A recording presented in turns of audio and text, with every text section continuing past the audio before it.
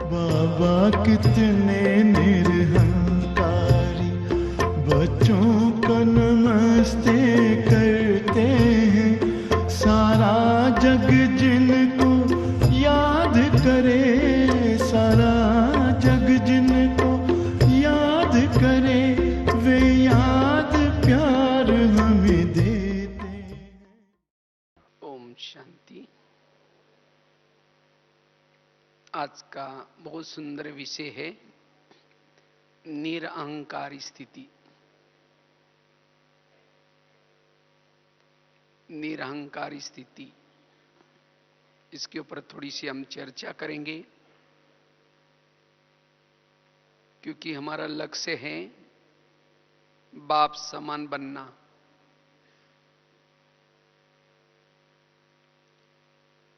और बाप समान बनने का आधार है निरअहंकारी स्थिति।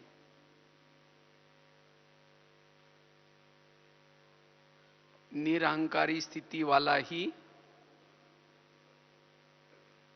निराकारी स्थिति में स्थित रह सकता है। हमारा ये भी लक्ष्य है बाप समान बनना, अर्थात निराकारी स्थिति का अनुभव करना। क्योंकि निराकारी स्थिति से ही बाप के जो गुण हैं, बाप सागर है, दया का सागर, शांति का सागर, आनंद का सागर, आपकार पर भी उपकार करने वाला, तो ये सब गुण निराकारी स्थिति से ही हम अनुभव कर सकेंगे। जितनी हमारी निराकारी स्थिति बनती रहेगी, उतना ये गुण हमारे अंदर दिखाई पड़ेंगे और दिन प्रतिदिन हम बाप समान बनते जाएंगे। लेकिन ये निराकारी स्थिति नेचुरल बनी रहे, उसका आधार है निरअहंकारी। जितना हम निरअहंकारी स्थिति में रहेंगे, उतना ये निराकारी स्थिति नेचुरल बनी रहेगी। आज कई भाई बहनें कहते हैं पता नहीं हमारी वो निराकारी स्थिति रहती ही नहीं। अगर निराकारी स्थिति नहीं है, इसका मतलब जरूर मेरे अंदर कोई ना कोई अभिमान है।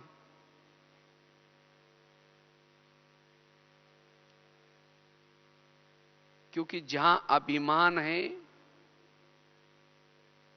अभिमान वालों के अंदर से संकल्प की लीकेज होती रहती है, उसके संकल्प चलते रहते हैं। मुझे पूछा नहीं, मुझे किसी ने सम्मान नहीं दिया। जैसे आजकल बाबा ने निर्विघ्न बनने के लिए भी होमवर्क दिए हैं। वास्तव में विघ्नों का कारण क्या है? विघ्नों का ये भी बहुत बड़ा कारण है अभिमान। और इसलिए कभी कभी आपस में टकराव पैदा होते हैं, जिसे संकल्प विकल्प चलते हैं। इसलिए बाबा कहते बच्चे निरअहंकारी बनो। जितना निरअहंकारी, उतना व्यर्थों से मुक्त। निरअहंकारी वाला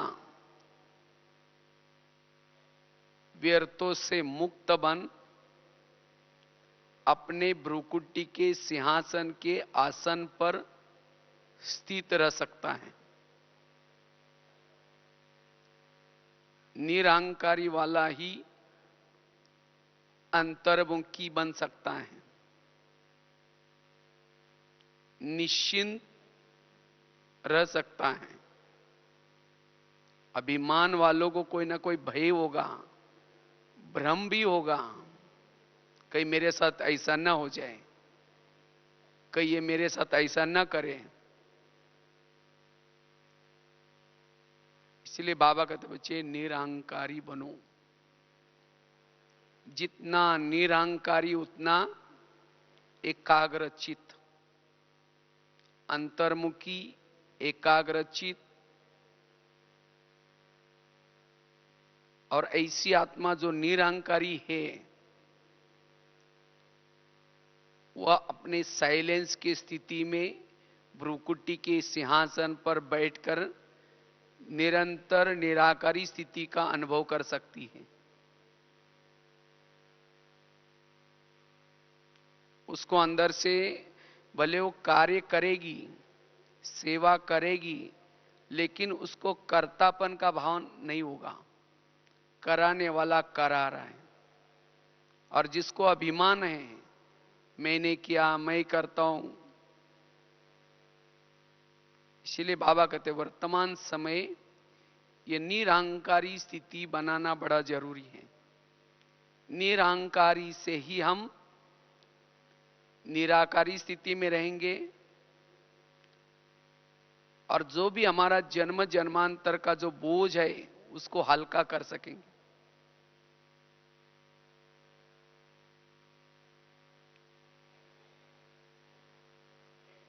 अगर निरहंकारी स्थिति नहीं है तो वेरा संकल्प चलते रहेंगे, अंतर्मुखता भंग होती जाएगी, एकाग्रता भी भंग होती जाएगी, स्थिति डगमग होती जाएगी, देहाभिमान आएगा।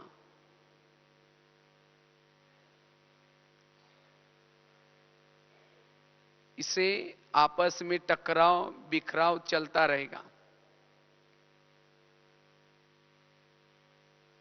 और जिसके अंदर अभिमान आता है,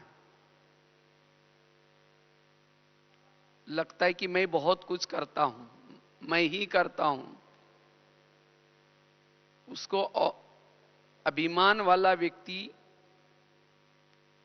दूसरे से सीख नहीं सकता, उसका सीखना भी बंद हो जाता है।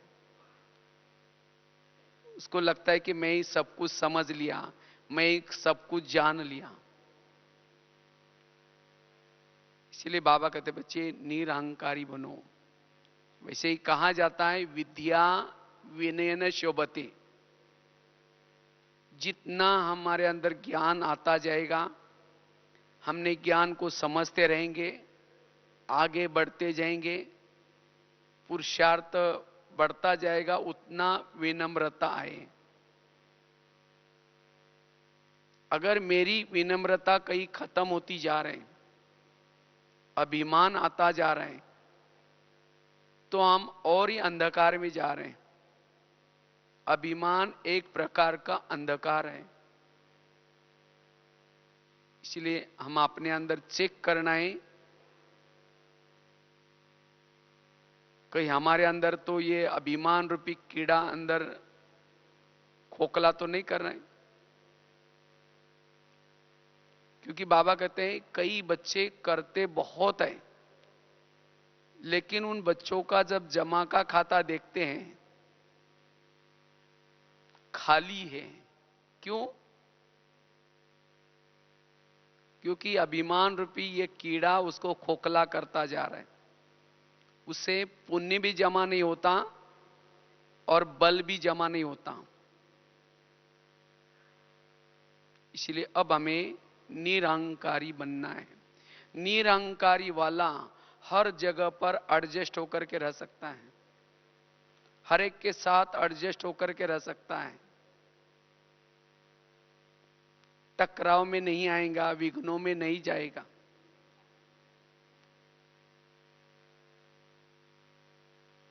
इसलिए हमें निरहंकारी बनना है।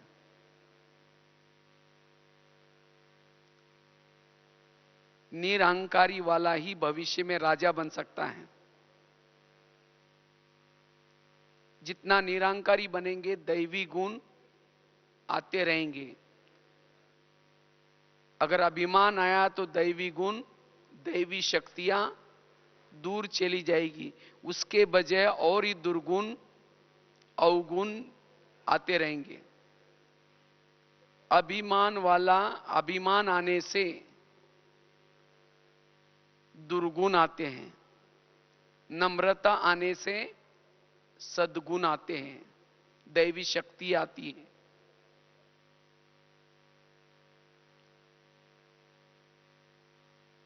इसलिए हमें निरहंकारी बनना है।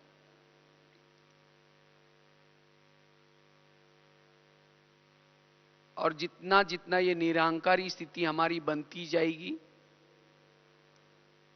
उतना उतना वो निराकारी स्थिति नेचुरल हमारी नेचर बनती जाएगी।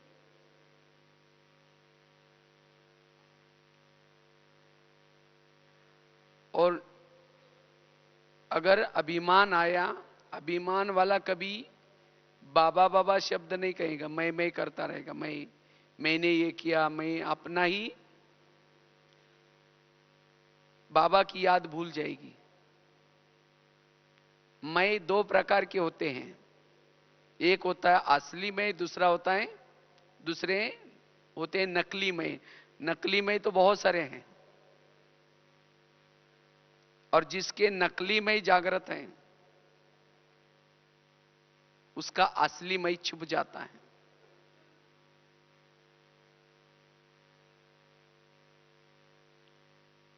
जिसको ही बाबा दूसरे शब्द में कहते देहभान, देहाभिमान, और देहाभिमान होने से व्यर्थ संकल्प चलते हैं। और जिसका असली मई जागृत है, आत्मामय जागृत है, उसका संकल्प पर कंट्रोल आता है। उसके संकल्प चलेंगे लेकिन पॉजिटिव कम। तो क्या करे जो हमारा जो असली मय वो जागृत रहे। जितना हम अमृत वेला का योग करते हैं, सवेरे सवेरे अमृत वेला का योग अलर्ट करते हैं, मुरली सुनते हैं और साथ में क्लास के पहले योग करते हैं, तीन चीजें असली मय को ताकत देती है। और जिसका असली मय जागृत होता है, झूठे मय वो दब जाते हैं, वो निरहंकारी अवस्था बनी रहती है। भले हमारे अंदर कितनी भी कला हो, विशेषता हो, लेकिन उसका भान नहीं रहेगा, भान रहेगा आत्मा का। वैसे तो मैं को इंग्लिश में आई कहते हैं, आई। और जब ये आई सीधा खड़ा होता है तो दीवार बन जाती है। वही आई अगर झुक जाता है तो पुल बन जाता है।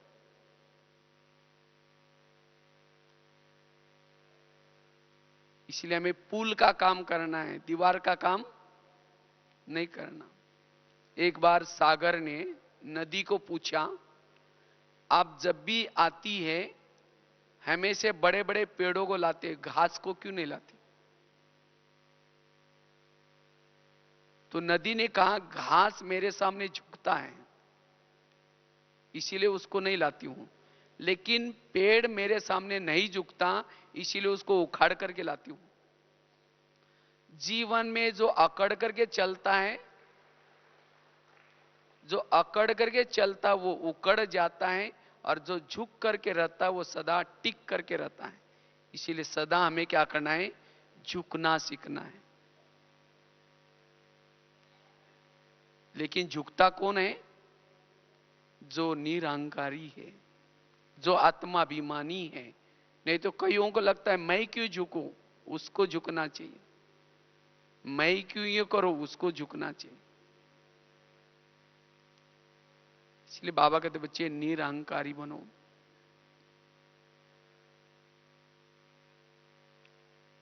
ये जो बाबा ने हमें सेवाई दी है, सेवा निरहंकारी बनने के लिए दी है। नहीं तो कईयों को क्या लगता है, हमारे पोजीशन को देख करके सेवा दी जाए, हमारे थोड़ा ऑक्यूपेशन को देख करके सेवा दी जाए। अगर कोई घर में देखेगा, पड़ोसी देखेंगे ये आश्रम में जाते हैं और पोछा झाड़ू लगाते हैं, तो बहन जी को कहेंगे बहन जी ये काम हम नहीं कर सकते, हमको थोड़ा सा अच्छा काम देना। ये भी क्या है? अभिमान है।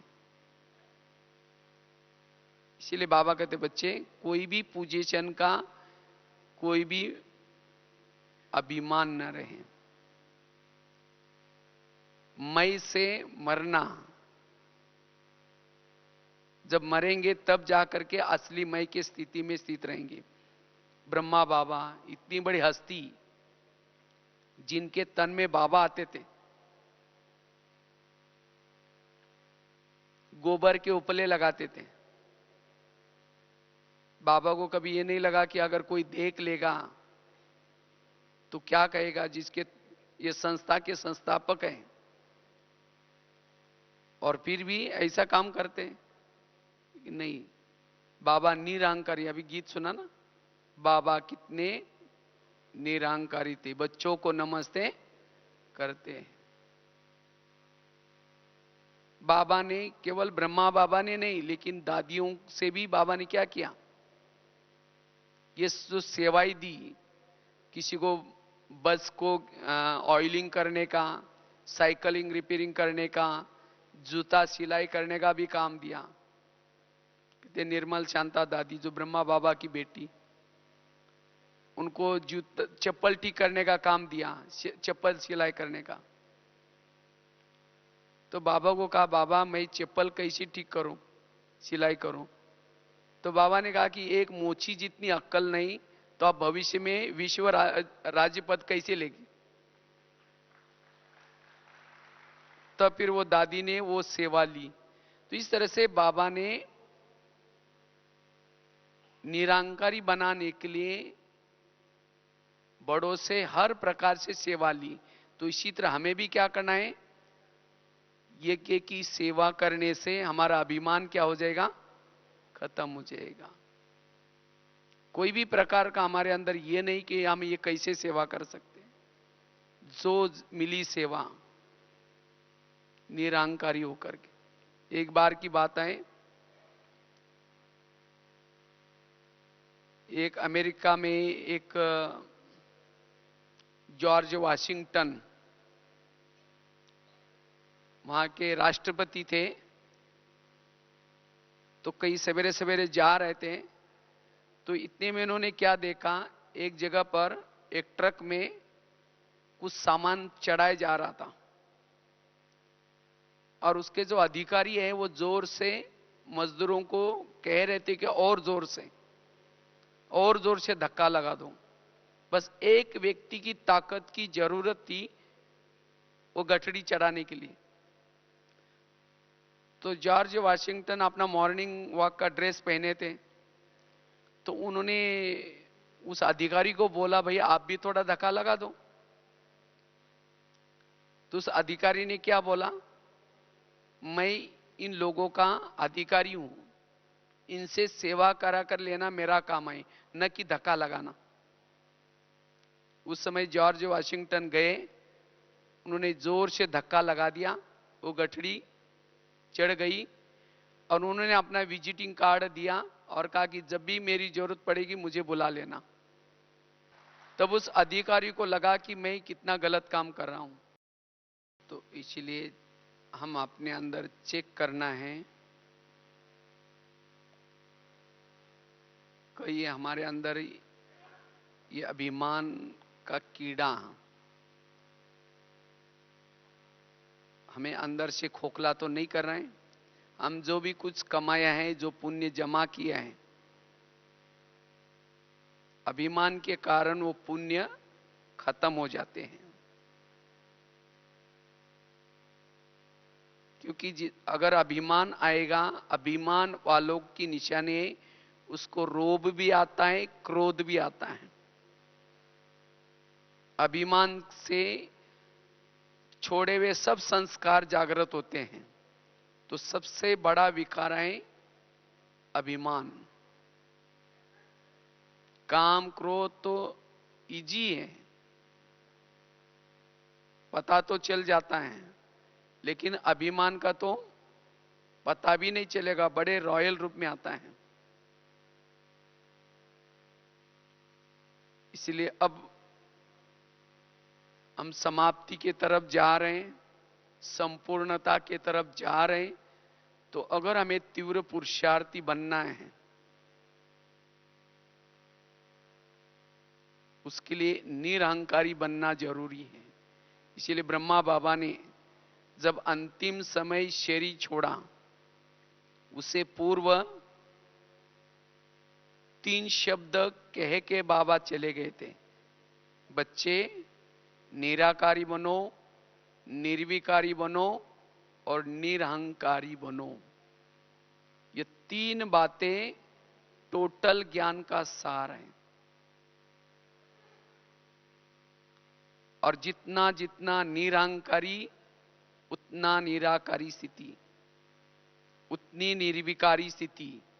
अगर कोई हमारे अंदर की कोई कमजोरी, कोई संस्कार नहीं बदल रहा है, इसका कारण है निरहंकारी की कमी। इसलिए निरहंकारी बनना है।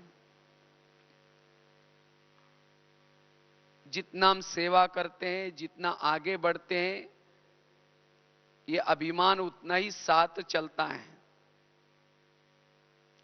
जितना सेवा करेंगे, जितना आगे बढ़ेंगे, उतना ही अभिमान और साथ चलेगा। इसलिए चेक करना ही कहीं हमारे अंदर वो साथ साथ आकर के कहीं हमें खोखला तो नहीं कर रहे हैं।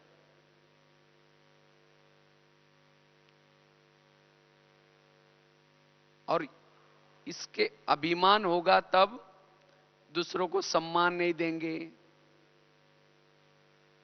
खुद के अंदर फीलिंग आएगी, अपमान की फीलिंग आएगी। अगर मुझे कोई भी बात की अपमान की फीलिंग आती है, इसका मतलब मेरे अंदर अभिमान जरूर है।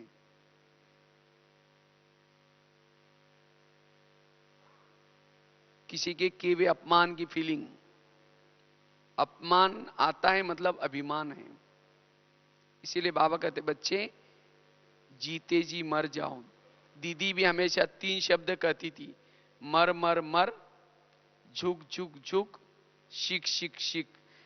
मरना सीखो, झुकना सीखो और सभी से सीखना सीखो।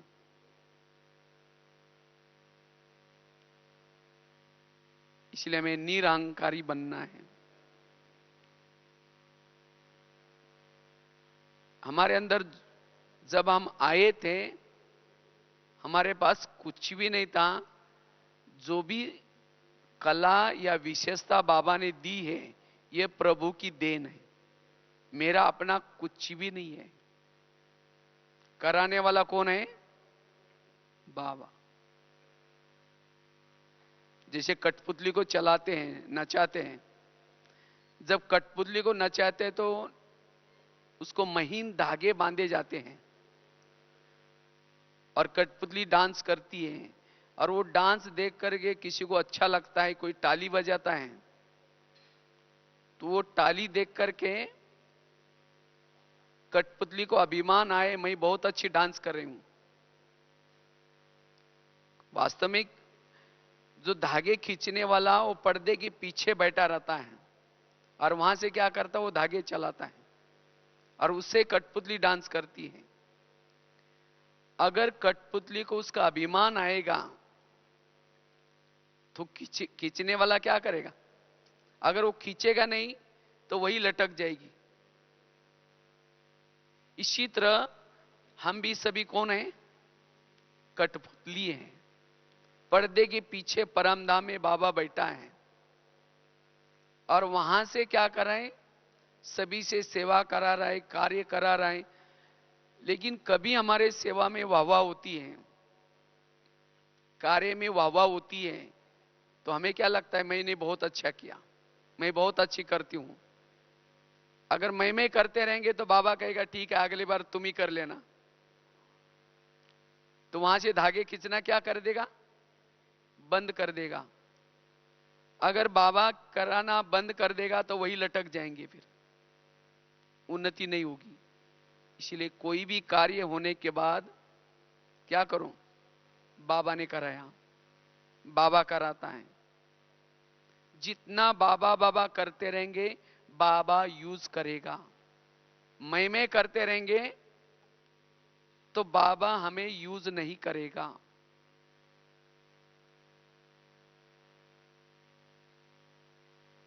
इसलिए कई कहते हैं हमको तो सेवा का चांस ही नहीं मिलता, हमें तो ये मिलता नहीं। क्यों?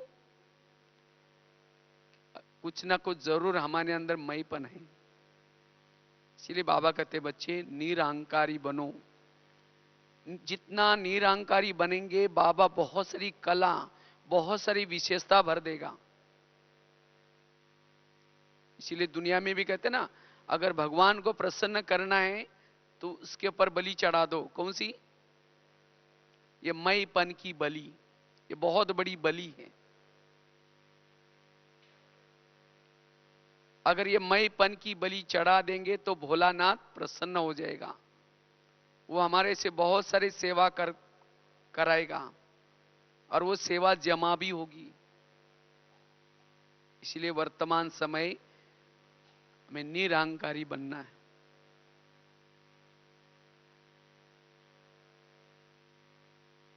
अगर निरहंकारी नहीं बनेंगे तो अंत में फेल की निशानी, फेल के लिस्ट में आएंगे, फेल हो जाएंगे। भले हमने यहां बहुत कुछ किया है, सेवा बहुत किया है, लेकिन रिजल्ट आएगा फेल हो जाएंगे। फिर हमें ही लगेगा अरे हमने इतना सारा किया फिर भी मेरे को फेल की लिस्ट में क्यों? कराने वालों ने किया लेकिन मैंपन आया, इसीलिए फेल। जैसे पांडव का दिखाते हैं, जब पांडव बड़े हो गए, पांडव की विजय हो गई और विजय होने के बाद सब पांडव कहां चले गए? पहाड़ी पर। और कहते हैं उस पहाड़ी का नाम था मेरू पर्वत। तो 5 पांडव, द्रौपदी, कुत्ता जब चले गए, लेकिन कहते हैं उस पहाड़ी का एक नियम था, उसी पहाड़ी पर वही चढ़ सकता था जो सत्य है और ईमानदार है। जब जा रहे थे तो सबसे पहले द्रौपदी गिर गई, फिर आगे गए नकुल गिर गया, फिर सहदेव गिर गया, भीम भी गिर गया, अर्जुन भी गिर गया, और लास्ट में कुत्ता और युधिष्ठिर स्वर्ग में चले गए। ये सब वर्तमान संगम में जो भी घटनाएं होते हैं उन सभी का यादगार है। तो हमारी सभी की भी विजय होगी और विजय होने के बाद सब पांडव पहाड़ी पर जाएंगे। पहाड़ी अर्थात माउंट आबू वाली नहीं, परमधाम। ये कैसा है? सीधा इंद्रदेव बाबा ऊपर बैठा है और वहां से हमें स्वर्ग में आना है, उतरना है। लेकिन इस पहाड़ी का नियम है, इसी के ऊपर वही चढ़ सकता है जो सत्य है, ईमानदार है।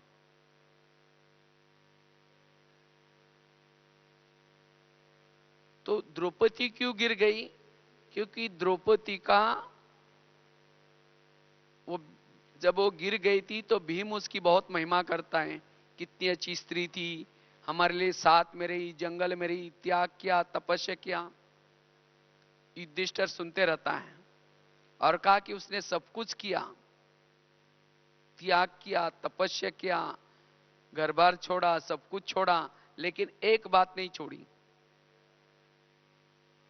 उसका पांडव के साथ सबके साथ प्यार था, लेकिन विशेष अर्जुन के साथ एक्स्ट्रा लगाव था और उसके कारण वो गिर गई।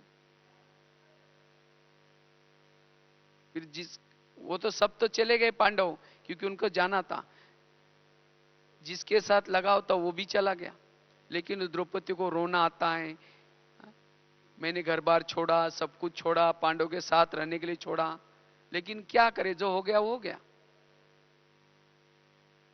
इसी तरह अगर हमारे भी किसी के साथ लगाओ, वो फेल हो जाएंगे। नकुल गिर गया, अपने बुद्धि का अभिमान था। सहदेव गिर गया, अपने सहयोग करने का अभिमान था। भीम गिर गया, अपने गदा युद्ध का मना शक्ति का अभिमान था। अर्जुन गिर गया, तीर चलाने का अभिमान था। और केवल कुत्ता और युधिष्ठिर स्वर्ग में गए। कुत्ता मतलब कोई प्रैक्टिकल कुत्ते की बात नहीं, कहते कुत्ते ने युधिष्ठिर को स्वर्ग में जाने की मदद की, अर्थात युधिष्ठिर में ईमानदारी थी, उसके अंदर कोई अभिमान नहीं था, जोश में नहीं आता था, वो संयमित रहता था। तो इसी तरह अगर हमारे में अंदर भी चाहे बुद्धि का अभिमान है, चाहे कोई यज्ञ सहयोगिता का अभिमान है,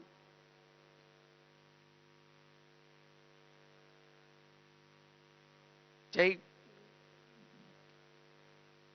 कर्मना सेवा का अभिमान है, अभिमान वाला फेल है।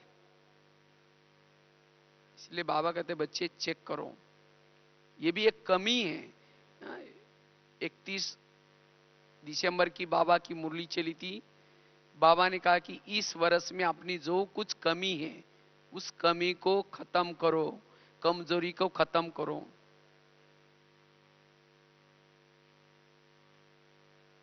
अगर हमारे अंदर कोई भी प्रकार का अभिमान है, अभिमान भी हमें फेल कर देगा। तो इसलिए निरहंकारी बनना आवश्यक है, और जितना निरहंकारी उतना निराकारी,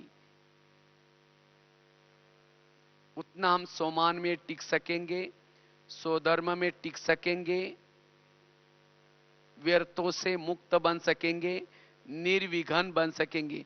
विघ्नों का कारण है अभिमान। जैसे और भी एक महाभारत में बहुत सुंदर एक दृष्टांत आता है, जब कौरव और पांडवों का युद्ध होने वाला था, तो उसी समय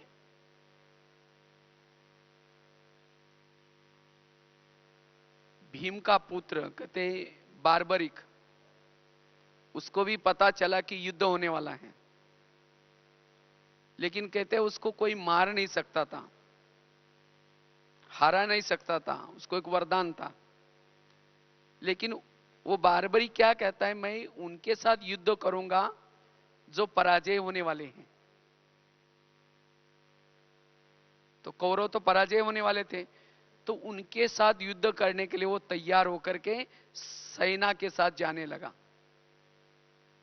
तो कृष्ण को अंतर ध्यान से पता चला तो बार्बरिक युद्ध में आने वाला है, और उसको लगा कि अगर वो कौरव के बाजू में लड़ेगा, ना इनकी विजय होगी ना उसकी विजय होगी।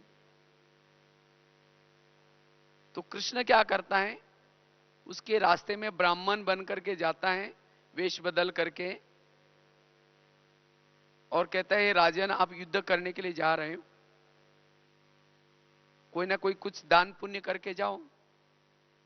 तो उसको लगा ये ब्राह्मण है, ये क्या मांगेगा। कहते आपको क्या चाहिए। तो उस समय वो कहता है मैं जो मांगूंगा वो देंगे। वो ब्राह्मण कहता है वहां जो चाहे दूंगा। उसको लगा कि ये क्या मांगेगा, थोड़ी सी जमीन मांगेगा, कोई गाय मांगेगा, थोड़ा कुछ धन मांगेगा। वचन दे दिया जो चाहे आपको दूंगा। कहा कि आपका मुझे शीर चाहिए। जब उसने शीर मांगा तब कहा कि आप ब्राह्मण नहीं हैं, आप कोई और हैं, लेकिन मैंने आपको वचन दिया, तो इसलिए मैं तो फंस गया। तो कृष्ण फिर अपना ओरिजिनल स्वरूप दिखाया, कहा कि आपने तो मेरे साथ ऐसा व्यवहार किया, कोई बात नहीं, कहता है मेरे को वो युद्ध देखना है। कहा कि ठीक है। तो उसका सिर लेके जाकर के एक पेड़ से टांग करके रख दिया। और जब वो युद्ध चला, युद्ध पूरा हो गया, उस समय भीम जोर जोर से कहता है मेरा गधा के कारण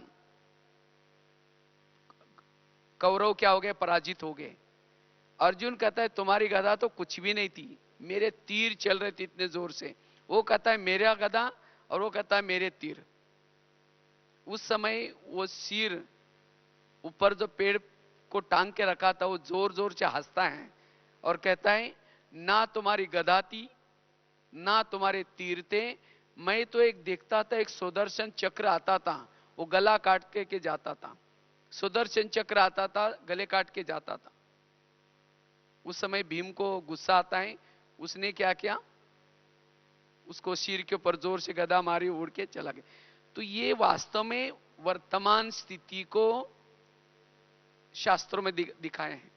आज हमारी भी विजय होगी, पांडवों की विजय होगी, लेकिन उसके बाद आपस में पांडव ही लड़ रहेंगे। अभी भी हो ना, ये मेरा सेंटर, ये मेरी जिज्ञासु, ये मेरा। अब कराने वाला करा रहा है, यज्ञ उसका है, लेकिन हम आपस में। इसीलिए बाबा कहते बच्चे ये बाबा करा रहा है, बाबा का यज्ञ है, बाबा के जिज्ञासु है, मेरा कुछ भी नहीं है। तो कराने वालों को कभी भी ना भूले। आज हमारे आपस के टकराव का ये बहुत बड़ा कारण है मैंपन। इसीलिए बाबा कहते बच्चे निरहंकारी बनो। निरहंकारी बनने से ही आपस में जो भी कभी थोड़ा सा मनमुटाव होता है, टकराव होते हैं, वो टकराव से बच जाएंगे। तो ये अभिमान जितना हम करते हैं उतना और आता है। इसीलिए कहा जाता है विद्या विनयन शोभते। जिसने इस ज्ञान को समझ लिया, योग को समझ लिया, सेवा को समझ लिया, उसके अंदर विनम्रता आएगी। और विनम्र वाला ही राजा बन सकता है। और नारियल कैसा होता है, ऊपर से कड़क होता है और अंदर से नरम होता है। तो जो व्यक्ति ऊपर से कड़क है, जिसके अंदर अभिमान है और अंदर खुद करता कुछ भी नहीं, वो कभी राजा नहीं बन सकता। इसीलिए बाबा कहते बच्चे राजा बनने के लिए निरहंकारी बनो, ऊपर से नम्रचित बनो। अगर आप मेरे पास कोई आने के लिए डरता है, मेरे से कोई किनारा करता है, वो राजा कैसा बनेगा?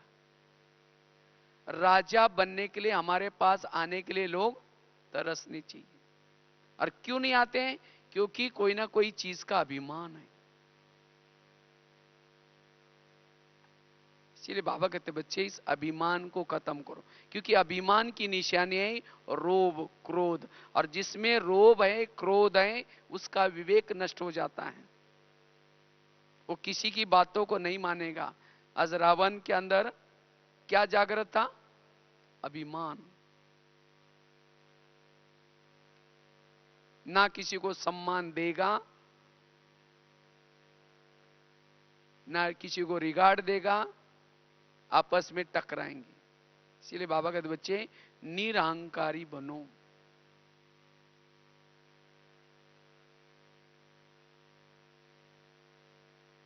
तब जाकर के राजा बनेंगे। तो निरहंकारी स्थिति ही हमें अशरीरी की अनुभूति कराएगी, बाप समान की अनुभूति कराएगी। इसलिए कराने वाला बाबा है। जो टाटा बिरला शरीर छोड़ा, और शरीर छोड़ने के बाद जो ऊपर गया, तो पूछा कि भाई धर्मराज को कि मेरा पद क्या है? कहता है आपने क्या करके आए? तो उसको तो ये लगा कि अरे मेरे को तो बच्चा बच्चा जानता है टाटा बिरला ने क्या क्या नहीं किया। तो कहा कि नहीं, आपका तो कुछ खाते में जमा कुछ है ही नहीं। नहीं कहा कि मैंने बहुत कुछ करके आए। तो कहा कि क्या क्या करके आए? मैंने मंदिर बनाया, धर्मशाला खोली, ये खोला। तो चित्रगुप्त ने कहा कि आपने मंदिर बनाया था लक्ष्मी नारायण का, नाम लिख दिया बिरला मंदिर, नाम हो गया, आपका काम भी पूरा हो गया। इसी तरह बाबा कहते बच्चे, अगर हम भी कुछ सेवा किया उसके अंदर नाम हो गया, हाँ, तो उसका पुण्य नहीं होगा। इसीलिए कहते ना गुप्त दान महापुण्य। जड़ें हमेशा पेड़ गुप्त रहती हैं। अगर पेड़ों की जड़ें कहें कि लोग तो फलों को देख रहे हैं, पेड़ को देखते हैं, मुझे कोई पूछता ही नहीं, मैं थोड़ा सा ऊपर आकर के देखती हूं, अगर जड़ें ऊपर आ जाएगी तो क्या हो जाएगा, पेड़ गिर जाएगा। इसी तरह हम सभी जड़ें हैं। मम्मा देखो कितना गुप्त रही, जितना संगम युग में गुप्त रही, पूरा कल्प में क्या थी, प्रत्यक्ष। और जो संगम युग में प्रत्यक्ष हो जाते हैं, पूरा कल्प में गुप्त हो जाएंगे। इसलिए बाबा कहते बच्चे निरहंकारी बन करके सेवा करनी है। और ये निरहंकारी स्थिति हमें बाप समान बनाएंगी, क्योंकि अभिमान कभी छिप नहीं सकता। अगर अभिमान है कोई कला का, विशेषता का, वो छिप नहीं सकता, कहीं ना कहीं उभर आएगा, क्रोध के रूप में आएगा। मैं इतना करता हूं, मैं ये करता हूं, तो भी मेरी कोई कदर नहीं है, वो टकराव में आएगा, क्रोध आएगा। इसका मतलब कर्तापन का भावना है, अभिमान है। एक मूर्तिकार था, बहुत अच्छी मूर्तियां बनाता था। तो उसको लगा कि अब मेरा मरने का समय आ गया, अब क्या करें। तो उसको लगता है कि अब मैं यमदूत को भी क्या करूंगा, थोड़ा सा बुद्धू बनाऊंगा। उसने बहुत सारी मूर्तियां बनाई, अपने जैसी मूर्तियां बनाई, खुद के जैसी, और रख दिया, और खुद उसके अंदर छिप गया, मतलब वो भी मूर्ति बन गया जैसे। अब यमदूत तक उसका समय था शरीर छोड़ने का, वो समय आ गया। अब देखने लगा इसके जैसे सब है, अब क्या, किसको समझे कि असली व्यक्ति कौन है। अगर ये मूर्तियों को तोड़ेंगे तो इस कला का तो अपमान हो जाएगा, अब लेके तो जाना है, नहीं तो नियम के विरुद्ध हो जाएगा। आखिरकार एक यमदूत को युक्ति सूची, उसने क्या किया, उनको पता था कि व्यक्ति के अंदर अभिमान होता है कला का, तो वो जोर से कहता है देखो इस व्यक्ति ने कितनी अच्छी मूर्तियां बनाई, लेकिन इसके अंदर एक कमी रह गई, अगर ये कमी अच्छा करता तो कितना अच्छा होता। इतने में वो क्या होता है, उसको अभिमान आ गया, मैं तो सारे दुनिया में फेमस है, मेरी कोई त्रुटि नहीं निकल सकता। वो उठ करके कहता है कौन सी त्रुटि है, तब वो समझ ले कि ये असली व्यक्ति है, उसको पकड़ करके लेके गया हूं। तो इसी तरह अगर कोई चीज का अभिमान है, वो क्रोध से, रोब से वो पता चल जाएगा। और जो निरंकारी है वो करेगा, और उसके बाद बाबा के ऊपर, जैसे एक के सामने, एक के अगर सामने जीरो लगाऊं, पहले जीरो फिर बाद में एक, तो कितना बन जाएगा, एक करके फिर जीरो लगाऊं, 10 हो जाएगा। और पहले जीरो फिर बाद में, मना पहले एक उसके बाद जीरो, तो कितना हो जाता है, उसकी कोई वैल्यू नहीं होती। पहले मैं फिर बाबा, कोई वैल्यू नहीं। पहले बाबा बाद में मैं, कीमत बढ़ जाएगी। इसलिए अगर हमारे साथ में, जैसे एक के साथ अगर जीरो नहीं, उसकी कोई वैल्यू नहीं। इसी तरह अगर हमारे साथ में बाबा नहीं है तो हमारी कोई वैल्यू नहीं है। जितना बाबा बाबा करते रहेंगे हमारी वैल्यू बढ़ती जाएगी, उतना हमारे अंदर ताकत आती जाएगी। तो मैं तो कोई एक सेंटर पर गया था, तो मैंने देखा वहां हर चीज में वो बाबा कहते हैं, कहते बाबा का घर देखने के लिए आपको चलना है। मुझे लगा कोई सेंटर होगा, तो देखा उसके लौकिक घर को भी क्या कहते वो, ये बाबा का घर है, ये बाबा की गाड़ी है, ये बाबा का ये है, खेती है, ये बाबा का है। तो हर चीज में बाबा। इसीलिए बाबा कहते बच्चे हम जो कुछ करते हैं ये दरिया में खसखस है, लेकिन कभी कभी हम जो कुछ करते हैं हमें लगता है मैं बहुत कुछ करता हूं। एक कुएं के पास एक राजहंस आकर के बैठ गया, तो नीचे से मेंढक बोलता है अब राजाओं जी कहाँ रहते हो? तो कहता है मैं तो एक मानसरोवर में रहता हूं। तो कहता है ये मानसरोवर कहाँ है? कहता है ये कुएं से बड़ा है क्या? कहता हाँ कुएं से बड़ा है। बोला ये हो ही नहीं सकता, क्योंकि मेंढक कुएं से बाहर कभी गया ही नहीं, उसको लगा ये कुआं ही मेरा इस दुनिया में सबसे बड़ा स्थान है। तब वो राजहंस कहता है कि नहीं, दुनिया में तो बहुत बड़े तालाब होते हैं, इसे भी बड़े बड़े काफी का सारे ये होता है, आपने तो कभी गया ही नहीं। तो इसी तरह हम जो कुछ जिस स्थान पर कुछ करते हैं हमें लगता है हम बहुत कुछ कर रहे हैं, लेकिन जब हम बेहद में आकर के देखेंगे तो उस बेहद के दृष्टि से हम तो कुछ भी नहीं है। इसीलिए बाबा कहते बच्चे हमें कभी भी अपने कर्तापन का भान न रहे। जो कुछ करे दरिया में खसखस है।